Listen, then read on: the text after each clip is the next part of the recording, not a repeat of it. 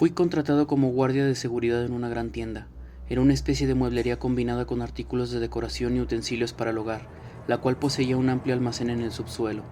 Durante la entrevista de trabajo, me aseguraron que en algunas ocasiones debía presentarme en un turno nocturno para vigilar la tienda. No obstante, los primeros días los pasé en la entrada o salida de clientes, o en la caseta de la puerta de empleados. En unas pocas ocasiones me enviaban a los andenes para auditar los camiones que llegaban o salían. El tiempo transcurrió con normalidad. Poco a poco fueron enviándome a otras áreas y me capacitaron en todo tipo de actividades relacionadas con la vigilancia y la auditoría. Hasta que, un día, me mandó llamar mi jefe para anunciarme que era hora de prepararme para trabajar en el turno nocturno. El horario de este turno era de 10 de la noche a 8 de la mañana y mi principal responsabilidad sería dar un rondín cada hora a todos los sectores de la tienda, incluido todo el almacén. Esto era para comprobar todas las alarmas, junto con sus paneles, así como el correcto funcionamiento del cuarto de ósmosis y los refrigeradores del restaurante que también había allí, así como de las cámaras en toda la tienda.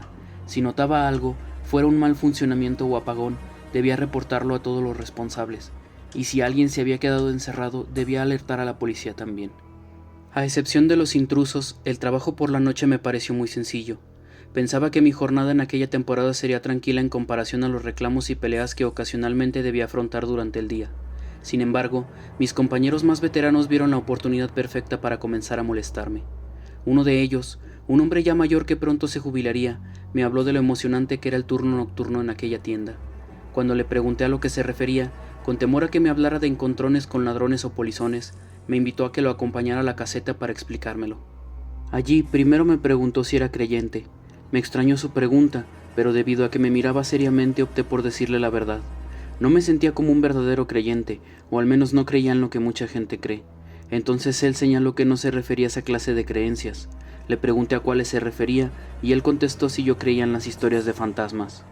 Mis experiencias con lo paranormal se remitían a una sensación de ser observado cuando no había nadie alrededor, y confundir sombras de personas en la calle con apariciones. Por ello no tuve problema en decirle que no creía en los fantasmas. El viejo suspiró, con aire aliviado, y esbozó una sonrisa que me extrañó todavía más. Luego dijo que a lo mejor yo no iba a tener problemas con el turno nocturno. Le pregunté por qué y él me respondió sin rodeos que casi todos los compañeros decían haber visto y oído cosas por toda la tienda, sobre todo en el almacén del sótano. Sin que yo se lo preguntara, me contó que algunos afirmaron que vieron sombras, otros que una niña corría entre los anaqueles. Unos pocos juraron que se escuchaban lamentos, pero todos concordaban en que el lugar estaba embrujado. Tragué saliva, pero no porque me sintiera nervioso. Le pregunté al hombre si él había vivido alguna de esas cosas. Él me miró nuevamente con seriedad y por un momento pensé que me contaría su propia experiencia. Sin embargo, y al cabo de unos segundos, sonrió con descaro y dijo que no había visto ni oído nada durante el tiempo que había estado trabajando ahí.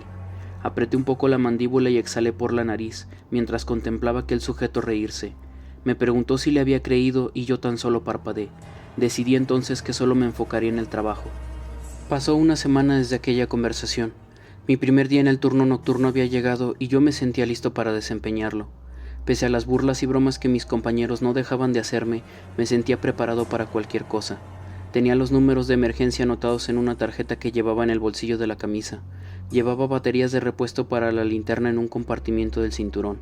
Incluso había metido un bastón retráctil de contrabando en una de mis botas. Si les hubiera contado a mis compañeros que tenía todo aquello, se habrían reído con mucho ímpetu, alegando que me tomaba demasiado en serio mi trabajo. De cualquier modo no me salvé de una última tomada de pelo. El mismo viejo que antes me había hablado de historias de fantasmas me preguntó si me había traído un rosario. Volteé a verlo con desdén y él soltó una carcajada. Otro compañero que recién había terminado una ronda para apurar a los últimos clientes también se rió, y luego comentó que la pregunta del viejo era en serio, pues en aquella tienda solían asustar. No contesté a ello y mejor cambié el tema. Una hora más tarde ellos se marcharon y por fin me quedé solo en una tienda enorme y oscura casi en su totalidad. Tras cerrar la cortina, las luces de la tienda debían mantenerse al mínimo. Por ello salí de la caseta con la linterna en mano para dar mi primer recorrido nocturno. Según el protocolo, debía realizarlo con una ruta específica que comenzaba en las oficinas que se ubicaban en la planta superior y terminaba, como no, en el almacén del sótano, para después regresar a la caseta y registrarlo todo en una bitácora. Así pues, subí a la planta superior, comprobé el estado de las alarmas y el funcionamiento del panel de control. Todo correcto. Bajé de nuevo y comencé a recorrer la tienda entera. Se percibió un ambiente distinto del lugar en aquella penumbra, con la linterna como única iluminación. Daba la impresión de que alguien aparecería de pronto del fondo de alguno de los pasillos, desde la profundidad de las sombras. Pero no salió nadie de alguno de los rincones. Yo estaba completamente solo. Efectué mi ronda sin ningún contratiempo. Concluí el recorrido por toda la tienda y entonces me encaminé hacia el almacén del sótano. Para llegar, debía andar por un estrecho pasillo a la derecha de la puerta de empleados, hasta cruzar una puerta y bajar por unas escaleras. Una vez abajo, inspeccioné una amplia estancia en la que se almacenaban pedidos por entregar. Más adelante se distinguía una malla ciclónica y unos anaqueles altos y anchos tras esta, y al fondo una profunda oscuridad. Allí estaba el almacén del sótano, al cual se llegaba a través de una rampa que se ubicaba delante de aquellos anaqueles. Crucé una reja y me adentré entre los anaqueles. Al fondo del corredor, franqueado por los estantes repletos de mercancía, una oscura boca de lobo aguardaba mi descenso. Eventualmente tendría que bajar hacia aquella zona, pero antes me introduje en el andén de descarga, un sitio igual de amplio que la estancia anterior. Tras verificar el área, por fin bajé por aquella rampa hacia la oscuridad total, hacia la última parte del almacén, en donde se decía que ocurrían cosas extrañas. En aquel sitio, lo único que permanecía encendido era el sistema de alarmas, una subestación eléctrica que funcionaba en caso de un apagón y mi propia linterna. Había una especie de zumbido producido por los extractores y el sistema de ventilación, por el cual se colaban las corrientes de aire del exterior. Allá abajo, con aquella soledad, ese sonido se amplificaba, lo que me hacía pensar en el gruñido de una bestia agazapada que aguarda por su presa. Aún así, el ambiente continuaba siendo tranquilo, lo suficientemente apacible como para detenerse a descansar y tal vez quedarse dormido. Quizás por eso no le di mucha importancia al repentino crepitar de un walkie-talkie que se encontraba encajado en su base, sobre un escritorio desordenado. No me había dado cuenta que estaba encendido y que aquel ruido indicaba que estaba captando alguna señal. Sin embargo, no me detuve y seguí adelante. Por supuesto, la estática de aquel aparato dejó de oírse en algún punto, o simplemente dejé de prestarle atención. Por el resto de mi ronda me olvidé de aquel ruido. Para cuando regresaba hacia la caseta, pasé delante del escritorio con el walkie-talkie, pero este no emitió ningún ruido sino hasta que me alejé un par de metros. Me detuve y di media vuelta para mirar hacia él. La estática dejó de oírse. Giré de nuevo sobre mis talones y entonces escuché una voz. Me di la vuelta rápidamente y contemplé aquel aparato encajado en su base. No había ni ruido ni voz, se hallaba en silencio. Me acerqué al escritorio y para mi sorpresa descubrí que ese radio no estaba encendido. O bien había estado apagado desde el principio, o algo más había sucedido. El siguiente par de rondas fueron incómodas. Aunque intentara evitarlo, mi mirada siempre se desviaba hacia el escritorio donde se hallaba el solitario intercomunicador. En cada oportunidad verificaba que estuviera apagado, y por lógica este no emitía ningún sonido. Hacia la tercera ronda, a eso de la 1 de la madrugada, ya me había convencido de que lo sucedido horas antes había sido producto de mi imaginación, una broma causada por mi propio subconsciente debido a que no estaba acostumbrado a permanecer despierto toda la noche. Pero el solitario transmisor volvió a sonar. Un ruido blanco, estático, me provocó tragarme el bostezo que estaba soltando en aquel momento. En esta ocasión, el sonido atronó justo cuando pasaba por delante de este. Al prestarle atención, un poco inquieto, nuevamente pude escuchar una voz. Parecía ser de un niño, o eso pensaba debido a la estática de fondo. Dijo hola y después enmudeció por completo. Me quedé congelado en mi sitio, sin poder creer lo que acababa de escuchar. A través del radio, un niño me había saludado. Se suponía que la tienda estaba vacía, no había nadie más que yo, nadie que pudiera tomar otro intercomunicador de algún sitio y hablar por medio de este, mucho menos había niños. Más ruido blanco y la voz infantil de nuevo. Hola, hola.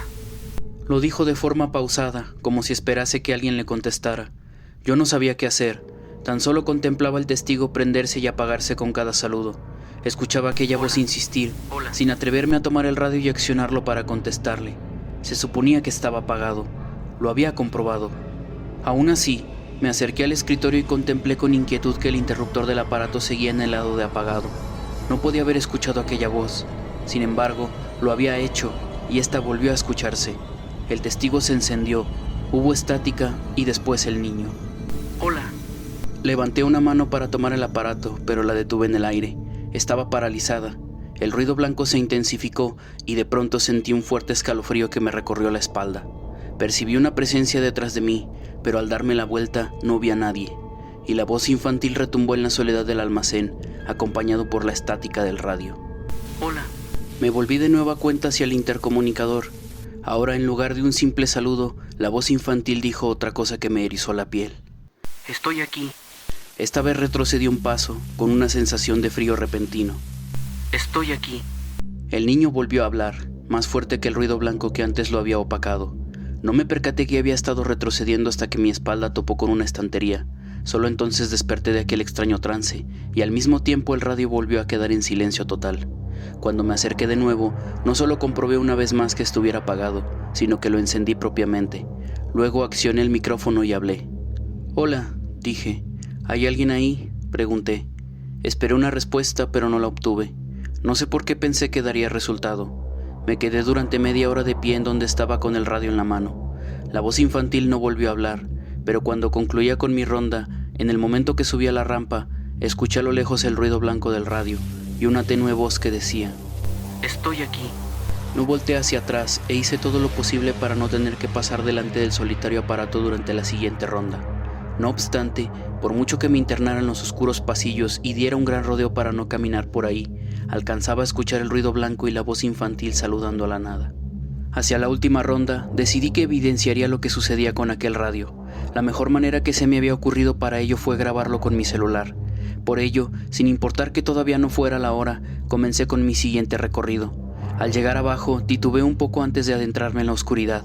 Súbitamente pensé que no conseguiría mi objetivo, que tan solo grabaría una radio muda en un pedestal. Pero al acercarme al escritorio y escuchar un crepitar salvaje, casi como un código Morse, me convencí de que tenía que hacerlo. Por tanto, mientras apuntaba al frente la linterna con una mano y con la otra sostenía mi celular, me encaminé hacia aquel sonido. Como si de una broma de mal gusto se tratase, la radio dejó de emitir ruido blanco tan pronto me acerqué lo suficiente. Sin embargo, permanecí de pie durante un minuto, con el celular en alto apuntando hacia el aparato. En buen momento le había dado por callar a la voz infantil que había estado saludando sin parar durante cada una de mis rondas. Ahora prefería quedarse en silencio, como si le hubiera dado pena hablar ahora que había una cámara grabándolo todo. Comenzaba a sentirme frustrado.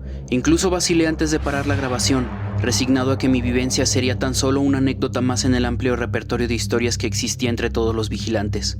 La sola idea me molestaba, por ello casi di un brinco hacia atrás cuando, al guardarme el celular, escuché el estruendoso ruido blanco y la voz infantil. Solo que esta vez, además de la estática, le acompañaba un espantoso eco fantasmal que me heló la sangre. Estoy. El celular se me resbalaba entre los dedos. La linterna estuvo a punto de caérseme al suelo. Cuando por fin pude sostener el aparato y apuntarlo hacia la radio, la voz volvió a hablar. Estoy. Me pareció que la voz se había distorsionado, como si el radio hubiera empezado a fallar. Estoy. Apenas presté atención a la cámara, presioné el botón y presté atención. Estoy. No pude grabar durante mucho tiempo. La voz ahora era tan grave y distorsionada que me producía un pánico insoportable. Las piernas me temblaban, pero antes de que perdieran su fuerza, me guardé el celular en el bolsillo y corrí de vuelta hacia la caseta de vigilancia. Lo hice sin mirar atrás y cubriendo mis oídos con las manos para no escuchar más aquella espantosa voz. No realicé la última ronda. Hasta las 6 de la mañana permanecí en la caseta. Cuando llegaron los relevos del turno matutino, me preguntaron por qué me encontraba tan pálido. No respondí a sus preguntas y me limité a entregar los reportes que llené durante mis rondas. En ninguno de ellos hablé acerca de lo que viví en el almacén del sótano. Por fin chequé mi salida y me fui a casa. Después del desayuno, me armé de valor para ver la grabación que había obtenido horas antes, solo que, para mi angustiosa sorpresa, no había filmado la escena. En su lugar, había tomado un montón de fotografías en las que parecía no haber nada extraño, hasta que llegué a una que me provocó un fuerte escalofrío. En la foto se veía el escritorio, con la radio en su pedestal, y justo detrás de este, iluminado por la linterna, había la silueta pálida de un niño, con las ropas desgastadas y empolvadas.